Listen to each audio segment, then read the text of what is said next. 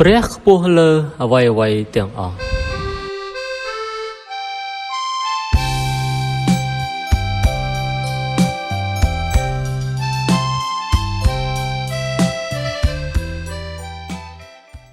ឯងមិនស្គាល់ផ្លូវនៃព្រះវិញ្ញាណដែលបណ្ដាលឲ្យកូនកើតឡើងនៅក្នុងផ្ទៃស្ត្រីដែលមានទម្ងន់ជាយ៉ាងណានោះក៏មិនស្គាល់ការរបស់ព្រះដែលទ្រង់ធ្វើគ្រប់ទាំងអស់យ៉ាងនោះដែរសាស្តាជំពូក11ខ5តើអ្នកចងចាំរឿងលោកនីកូឌៀមជាពួកផារ៉ាស៊ីដែលលួចមកជួបព្រះយេស៊ូវនៅពេលយប់ដែរឬទេពេលមេដឹកនាំសាសនានេះសួរព្រះយេស៊ូវថាតើមនុស្សម្នាក់អាចកើតជាថ្មីដោយរបៀបណាកើតនោះប្រហែលជាយើងភ្ញាក់ផ្អើលហើយគិតថាហេតុអ្វីបានជាលោកនីកូឌៀមល្ងងដល់ថ្នាក់នេះ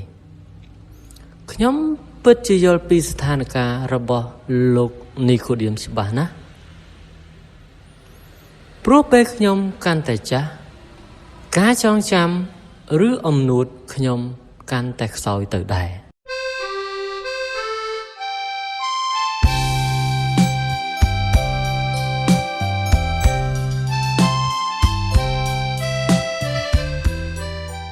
ទាំងយុទ្ធសាស្ត្រទាំងផ្លូវទាំងរបៀបរបស់ព្រះគឺពិតជាអាលកំបាំងណាស់វាលើសពីការយល់ដឹងដែលមានដែនកំណត់របស់មនុស្សយើងនៅក្នុងព្រះគម្ពីរសាស្តាជំពូក11គ្រូប្រដៅបន្តនៅពាក្យសុភាសិតរបស់គាត់ទៀតអត្ថន័យត្រង់របស់សុភាសិតទាំងនោះគឺងាយយល់ឧទាហរណ៍ថានៅក្នុងសាស្តា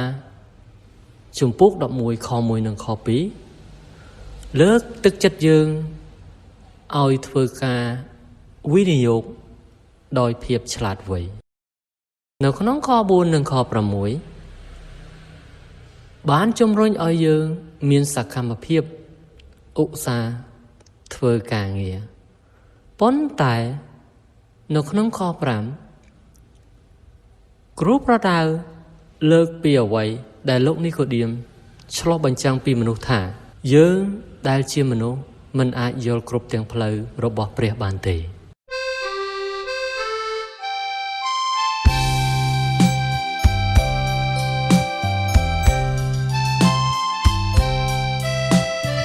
ព្រះយេស៊ូវហាក់បីដូចជាមានបន្ទូលស្រដៀងនឹងព្រះគម្ពីរសាស្តាជំពូក11ខ5នៅពេលដែលទ្រង់ធ្វើការសន្ទនាជាមួយលោកនីកូឌៀមនៅក្នុងព្រះគម្ពីរយូហានជំពូក3នោះពេលលោកនីកូឌៀមមិនយល់ពីការកើតជាថ្មីនោះព្រះយេស៊ូវបានឆ្លើយតបនឹងលោកថាកុំឲ្យឆ្ងល់ពីពាក្យដែលខ្ញុំប្រាប់ថាត្រូវតែកើតជាថ្មីនោះឡើយឯខ្យល់ចង់បក់ទៅឯណាក៏ចេះតែបានហើយអ្នកឮសូរស័ព្ទតែមិនដឹងថាមកពីណាឬទៅឯណាទេអស់អ្នកណាដែលកើតមកពីព្រះវិញ្ញាណនោះក៏ដូច្នោះដែរព្រះគម្ពីរយូហានជំពូក3ខ7និងខ8បន្ទាប់មកព្រះយេស៊ូវពន្យល់ពីដំណឹងល្អដែលទ្រង់ត្រូវសុគតនឹងមានព្រះជន្មរស់នៅក្នុងព្រះគម្ពីរសាស្តាគ្រូប្រដៅក៏សង្កត់ធ្ងន់លើអាថ៌កំបាំងនៃវិធីសាស្ត្ររបស់ព្រះដោយប្រើពាក្យស្រដៀងគ្នាដែរ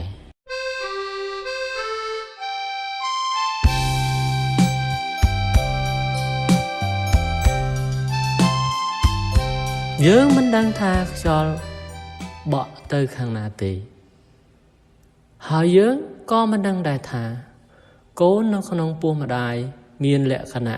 ដូចម្ដេចខ្លះដែរនិយាយឲ្យខ្លីមកយើងមិនអាចយល់ពីកិច្ចការរបស់ព្រះបានទេផ្លូវរបស់ព្រះគឺអាថ៌កំបាំងប៉ុន្តែព្រះរាជបុត្រាទ្រង់បានយាងមកលើផែនដី ដើម្បីបង្ហាញផ្លូវនោះដល់យើងដោយទ្រង់ប្រសូតពីព្រះវិញ្ញាណ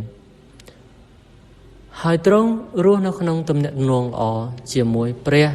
ដ៏បង្កើតអ្វីៗទាំងអស់ហើយទ្រង់នេះហើយជាផ្លូវតែមួយ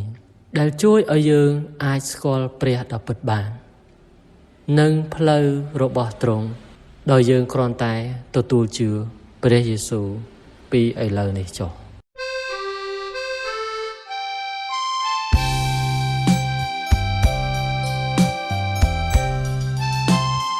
ពិចារណាបន្ថែមហេតុអ្វីបានជាលោកនីកូឌៀមមិនយល់ពីពាក្យរបស់ព្រះយេស៊ូវតើអ្នកអាចបកស្រាយដល់អ្នកដទៃពីអត្ថន័យនៃការកើតជាថ្មីយ៉ាងដូចម្តេចព្រះអង្គអើយផ្លូវរបស់ទ្រង់ខ្ពស់ឆ្ងាយពីការយល់ដឹងរបស់ទូលបង្គំណាស់សូមទ្រង់ជួយឲ្យយើងបានយល់ហើយទុកចិត្តលើផ្លូវរបស់ទ្រង់